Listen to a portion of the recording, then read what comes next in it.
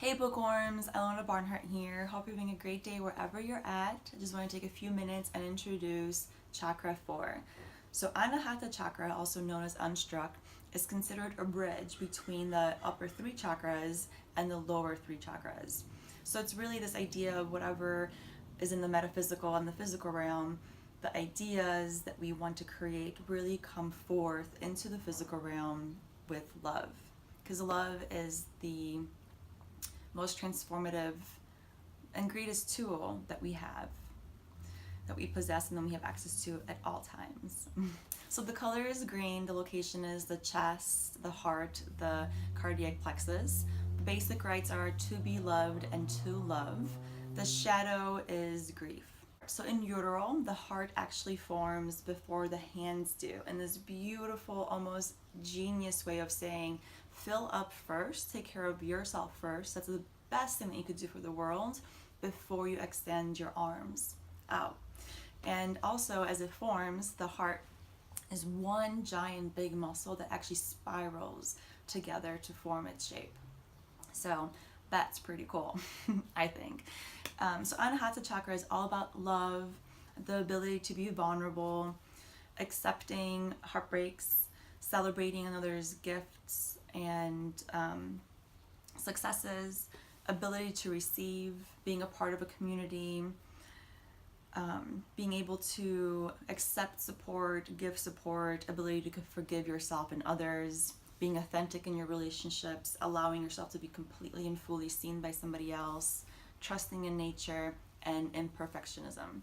Perfectionism or perfectionists tend to really doe and love unto others, but there's this inability to love themselves. So that's something cool to explore. If you have that tendency, try to start a project and breathe through not finishing it or bring something forth and actually share it with the world and feel through or breathe through that whole experience. Because there's something that happens when you stop yourself because of this idea of how things ought to be or should be, or that it's not good enough or something like that, that really stops you from being able to love yourself and then really truly loving others in that way. So some of the traumas that could pop up that will affect Anahata Chakra, more so in the ages from 4 to 7, is rejection, abandonment, being criticized. Any trauma that affects any of the lower chakras will affect this one. Divorce, death of a loved one, conditional love, and betrayal. Excessive characteristics are overly sacrificing, demanding, codependent. Deficient are antisocial, overly introverted, coldness, judgmental, intolerant, narcissistic, fear of intimacy in relationships. Sometimes how this shows up in the physical body is a sunken chest, tension between the shoulder blades, and problems with circulation. One way to bring healing into Anahata Chakra is what's called inner child work. And typically how this works is really sitting down, taking the time to sit down, taking a few deep breaths before you begin, and really thinking about the moments that you did feel rejected, abandoned, criticized, any sort of shame, experiencing a death of a loved one or anything like that, or even if you can't think of anything, just sitting with yourself and thinking of anything that had happened potentially in the ages from 4 to 7 and exploring that. So really sitting with those memories and those wounds and picturing yourself as a little child in those moments. And after a moment of that, what would you tell yourself, your child self now? That was really incredibly healing to me through the Yoga Teacher Training Program, and as well as when I read and have reread the book, or this chapter has brought a whole nother level of healing in terms of that. A few other questions that you could consider in terms of bringing some healing into this chakra or seeing where the balance lies or the unbalance is what emotional experiences or memories still need healing, relationships current or past that still need some healing. Are there any emotional wounds that are taking or affecting your relationships now? And what do you need to forgive yourself or another for? And that could be anything from big to small, and just being literally just saying to yourself, I forgive myself. And in terms of forgiving somebody else, you don't have to write a letter, you don't have to do anything, you don't have to forget. But in terms of bringing and letting go of that energy, finding a time or space to forgive could bring a lot of balance into your chakra in terms of that.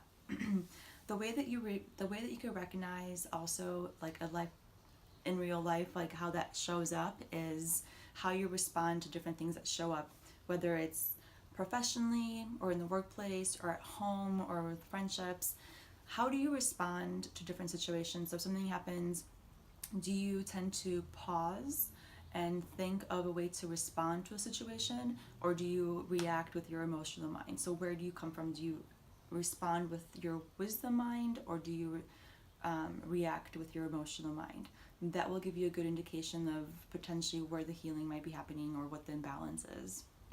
And once you begin to take a moment and step back and actually pause between pausing and then responding to different situations, you could kind of get a feeling or a sense that there has been some healing that has happened in that area in terms of your heart. So we'll close, as we often do, as we have thus far, with me reading the affirmations. So take a moment to get into our bodies and really give yourself a little bit of distraction-free time.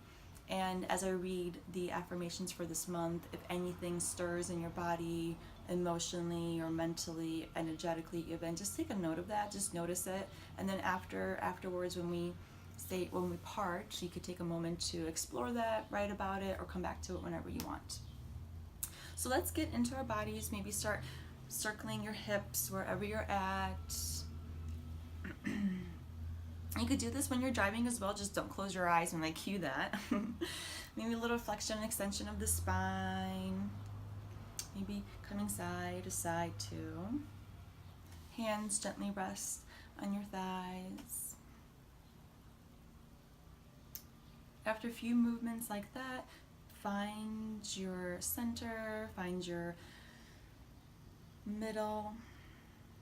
Draw your chin back in space, finding a nice long spine.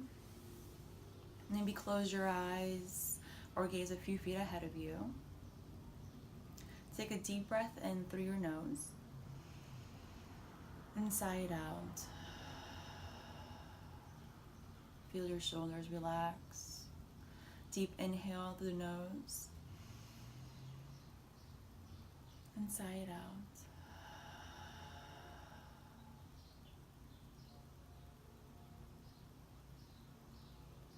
Bring your focus and attention to the space between your in and out breath.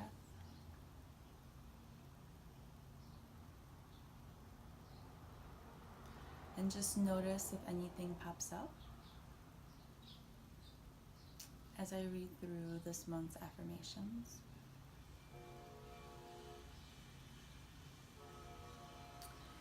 I am worthy of love. I am loving to myself and others.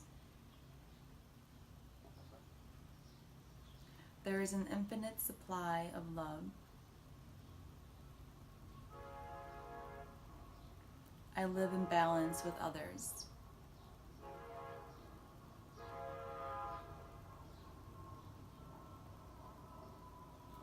Take a deep breath in through the nose and sigh it out.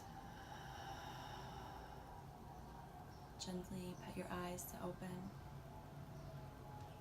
You could take the time to ruminate on the things that popped up. As I read the affirmations, you could jot them down or journal about them now. Till next time, take care.